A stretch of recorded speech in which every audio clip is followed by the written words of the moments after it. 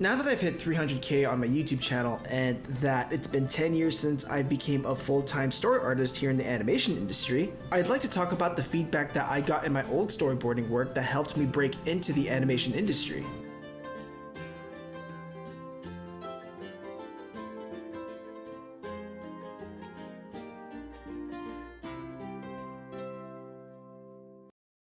Hey guys, it's Toniko Pantoja, and this year marks my 10-year anniversary of being in the animation industry full-time as a story artist. Now, before I was full-time, I was actually freelancing for much smaller studios, but it's been 10 years since I broke into DreamWorks animation, and ever since then, I've been working in the industry in LA for quite some time.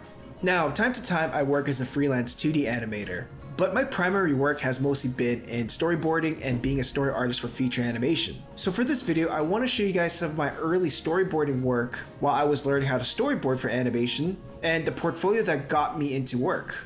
I'm going to talk about some feedback that I got from my mentors that helped me throughout my storyboarding journey. Now, before going to animation school, I actually did animation as a hobby with Flash animation. Now, I was kind of already experimenting with storyboards, but to me, I didn't really know the whole process of animation. I knew what storyboarding was, but I also thought that storyboarding in the digital age just meant rough animation. Surprisingly, in some productions, it's actually like that. It wasn't until I saw a professional artist pitch their sequence from a storyboarding sequence that they were working on, I realized that it was the closest thing to being a director. So when I started learning animation, I actually wanted to break into either 2D animation or character design as my primary work. I was also working on my first year student film and I made an animatic for it. I eventually animated it, but I remember when I finished that film, my mentors told me to look into storyboarding because I have some good ideas, I've got a good sense of film language, and just some filmmaking capabilities. So I think by the time I started my second year, I was thinking about making a story portfolio. I decided to take more storyboarding classes. The mentors that I had for storyboarding were Jim Hall, Eric Favela, David Skelley, Chris Sonnenberg, and Matt Nealon. I think I picked up Nancy Beeman's book, Prepare to Board, which actually helped me a lot. And if you want a pretty good traditional style of storyboarding, I would definitely recommend this one. Alright, so I'm going to show you guys some of my old storyboard work. I'm going to try and pitch it on the go, so bear with me. So this story was about a guy who likes to hunt, kill, and torture cute things. Don't ask me why. I came up with the gag last minute. I can't remember the prompt that I was given for this assignment. So we start with this guy in the fireplace. He's drinking coffee. We reveal his feet with taxidermy sandals. He looks at, this is his point of view. We're looking at a newspaper. He circles this cute kitten being on sale. We reveal his face, and we get this like really sadistic Willem Dafoe Joker looking guy, and he's like shaking. He gets his butter knife and like sadistically carves out that picture, combs his hair, and now we've established that he's going to go for this kitten. He just plants his knife on this cute coaster, goes to his wall of collection of like taxidermy heads or stuff. And then he places his hand on one, and it had a kitten. That's the last missing piece. We get a reveal of the bell. He goes to a pet store. They're like, "Hi, what are you looking for?" I'm looking for a cat. This cute little cat. And he's like, and she's like, "Oh yeah, we have that. Yeah. Follow me. Yeah, we got all these cute other animals, and all the animals in the cages. They're like freaked out by this dude. And then we get like random cuts of like, dudes, this other character just like looking at another pet, and he's like, yeah, sick, and it's like, here's the thing that you're looking for, and it's this really cute cat in a little basket, and she just goes, okay, I'll leave you alone. She just jumps on a tortoise and just like walks off. he like closes the curtain, goes to the kitten, and we see this kitten. It yawns. And he's like, yeah, a little cute one. And she likes him, and he's like sweating. He can't contain himself and just like chokes this kitten. He's like, haha, you're mine now. And he's like, he notices something off about it. It starts to freak out, and he's like, what the fuck?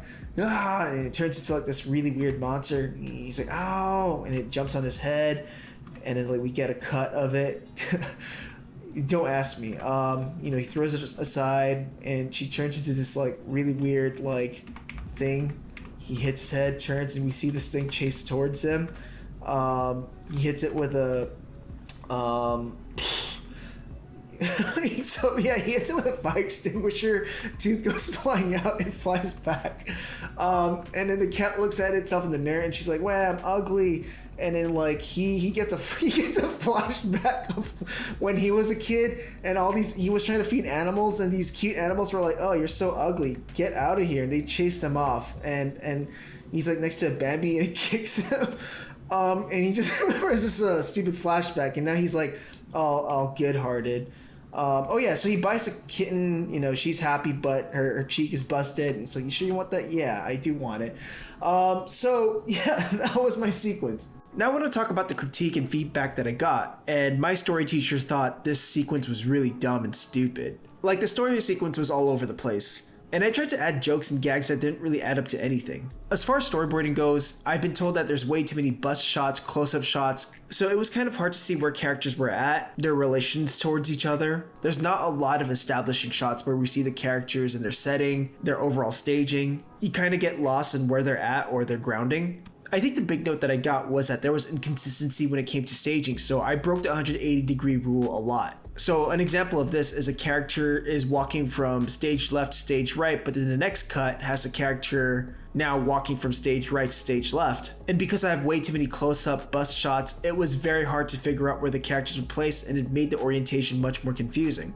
So I personally don't think breaking the 180-degree rule is a bad thing, but if it becomes unintentional, and of course, a lot of people that want to recruit you as a storyboard artist want to see that you have your filmmaking language down and the basic fundamentals of storyboarding down.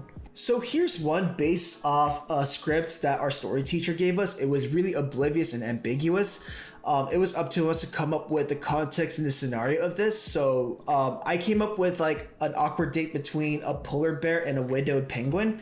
So we have the polar bear and we have the penguin lighting up the candle. She smiles back and they're stuffed in this like really tiny igloo. He looks to his like left and we see the kid of the penguin just like sharing his like, little tugboat. He smiles back. And then we hear the penguin, "Do you not like the food?" She smiles back and he's like, "It's fine." Smiles back. It's just, he looks at it, it's just krill, and it's like, ugh, not my thing. And she's just like, "Just say it." He looks at her, he looks at the kid, and then we get his like animalistic, come up. He's like hungry for the penguins, and he's like ashamed of himself for even thinking that. We cut back to her. We cut back to him, and he's really ashamed. He's like, "I have to go. I'm sorry." He leaves. She's like, "Doug!" He bursts out, and all the other penguins are just like, "Whoa, what the hell?" He's like running. He steps on a penguin snowman. He trips, and we see a penguin go, "Oh my god!" And they're like freaking out, and he's just like really ashamed. It's like, "Don't do this! Don't do this to me again!" And she just flops over, and he's like running. He's like, he decides to leave it, and she's like trying to follow him, but he's like trying to lose her, and leaves the scarf behind, and like she's just like really sad. What the hell was up? Oh yeah, and then I think like a snowmobile like comes by, and like these guys go, "You aren't going to find him. Who are you? Where's Doug? Forget everything you know." And then they just she throws a lamp at one of the poachers, and they catch her. She's like, "Doug!" And we cut back to Doug in a cave, and he decides to go. He finds the lamp, and he's just like, vengeance mode. So, so again, so the feedback that I got was that it was just visual imagery of exposition or things just happening. Like, a lot of the boards were just talking heads, characters just opening their mouth or reacting to something. And I was told that I could push the acting. I think the biggest note that I got was to really take advantage of the visual imagery to actually tell the emotional part of the story. Like, I gave every shot a medium shot, a very standard shot that's kind of normal. But let's say for the scene where the polar bear gets really hungry and he's drooling, I could really choose unique shots that really sell that hunger. Like, if I were to mute myself so you don't hear me pitch or you don't hear any sounds from the storyboard sequence, you probably wouldn't really know what's going on. And you want to be at a point where you can visually tell the story without dialogue just by the visual imagery. I could have pushed the shots to make the poachers look way more threatening and way more ominous and scary. But the way I shot them felt like every other character.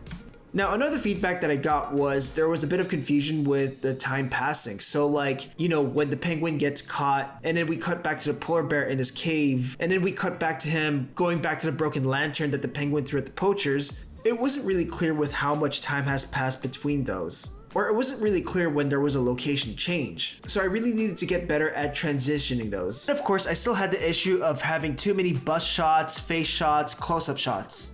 Here's another story beat that I did. It's about this guy who had a really cool mullet. All the chicks digged him.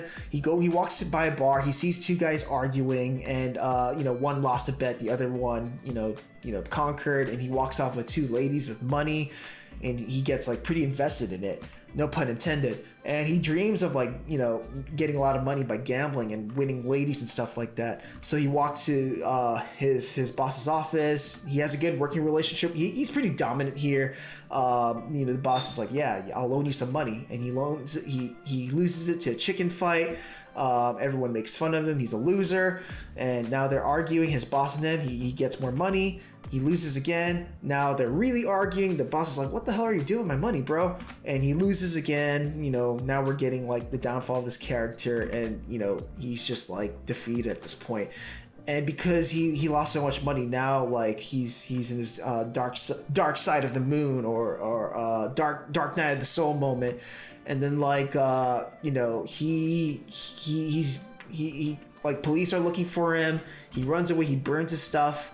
He shaves he cuts off his mullet. He changes his identity, and now he kind of like works as this dude who I can't remember what the end result of the story was, but I think like he just becomes a more humble dude, like not resorting to gambling and maybe like telling people or coaching people with their gambling addictions. I really can't remember, but yeah, like I think for this story beat, I was really trying to explore like how can I tell a story with the shot composition. So like I think I was more successful in the interactions with the boss character, where here he's more dominant in the screen. He's higher. I feel like the shot could be different, but I think like the idea is there. And as it progressed, like he starts like leveling with this boss, and now the boss seems more like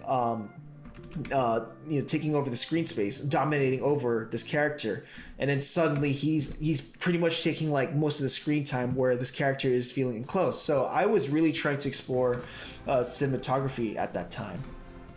I was also working on my storyboards for Crayon Dragon, which was my second year film at Cal Arts. My first year film was just an action fest type of thing, and I wanted to do something where it just contained two characters interacting with each other and telling a story with that.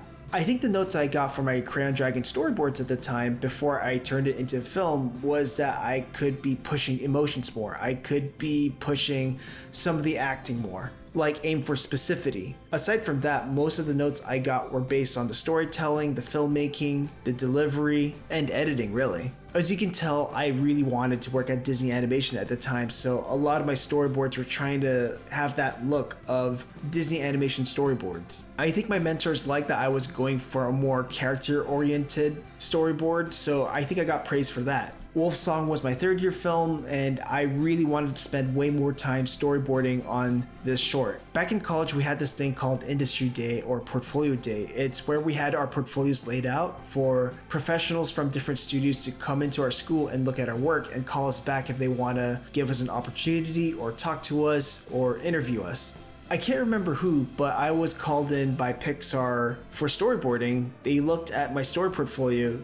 I was encouraged to apply for their internship, but they gave me a pretty abstract note that somehow kind of helped me, and that note was to think of the camera as a character and to treat that character as if they were in the scene with the characters that I'm shooting. It was abstract, but then they did some draw-overs on my portfolio, and those simple draw-overs changed the way those boards felt entirely. I wish I got to keep those draw-overs, but when the character was crawling on the ground, you really felt as if you were on the ground with them. When the wolf was mad and ferocious, you really felt that in the draw-overs that they had. But I think the biggest takeaway that I got out of it is treating the camera and the filmmaking language as a character. And characters can have emotions. I don't have those notes anymore, but I did my own take of those notes. These are subtle things that I added to add more to the mood, to the tone, and to how the characters feel about the situation. But again, I was just thinking about the camera and how it fits with the shot and the scene. I'll talk about the subtleties I added in a future video. I'm going to show you guys my story portfolio from 2014, nearly 10 years ago. I left this portfolio online on my old blog spot, so I'm going to provide the link down below. My story portfolio consisted of 3 different sequences, one being drama, the next being action, the last one being comedy or a slice of life. I've also included supplemental work such as a few gesture cafe sketches, some thumbnails of story ideas, and of course some story beats from my student films. If I did webcomics back in the day, then I would totally put those in.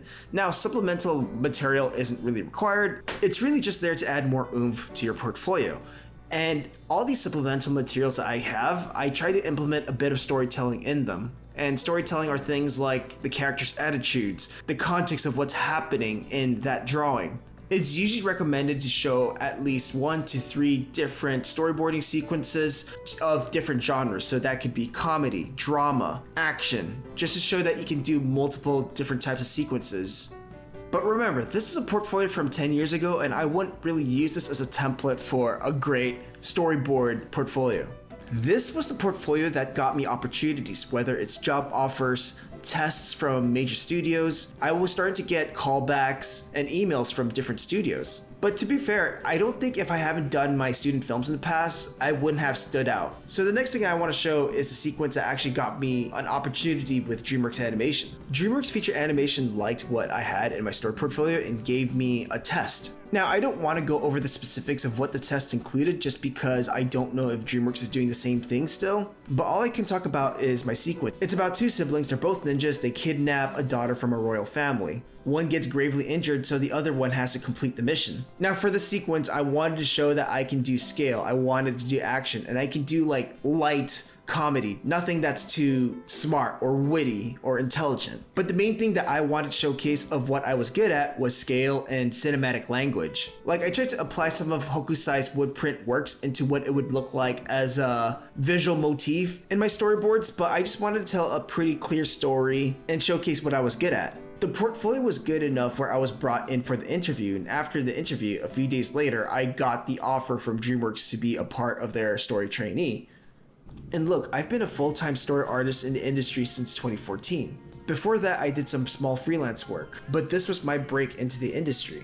To be honest, I'm still learning a lot about storyboarding. I got to storyboard for VeggieTales, and then over time I got to storyboard for Blue Eye Samurai and Invincible. Very different from Christian Vegetables. But yeah, every production that I've worked as a storyboard artist, it's always been very different, and I'm learning something new every time. I don't think that'll ever end. And look, I don't know what it takes to break into storyboarding now because my portfolio would be considered outdated format. People are uploading animatics. People are uploading sequences as PDFs where the viewers can actually click through each panel one at a time. My website has both. I have the old traditional page with contact sheets, and then there's the modern style where it's like PDFs you can click through. But to be real with you and to be honest with you, I don't really know what is the current format or the standard for story portfolios nowadays. That's something I'm going to ask recruiters and directors from many of these productions. That's really a whole format issue, but I hope you guys can look at the sequences that I showed, some of the notes that I shared with you that was given to me. I hope it may be able to help you on your storyboarding journey. If I were you, I would do my best to reach out to people who work in these studios that you want to work at and see what they're looking for in a potential story artist. Or try to emulate work of a current storyboard artist in the studio that you want to work at. But look, treat storyboarding as a language of filmmaking. It doesn't have to be just for animation or trying to break into work. It's a great medium to just express and tell stories. Especially if you want to flex your writing skills, your directing skills, etc. Okay, anyways, bye. Interested in learning hand-drawn animation or learning how to finish an animated shot from beginning to end? Have a look at the store where you'll find the complete Introduction to 2D Animation video course, tutorials, and other resources. Learn classical animation approaches, drawing, lectures, techniques, and other process videos. Visit the store through the link in the description below.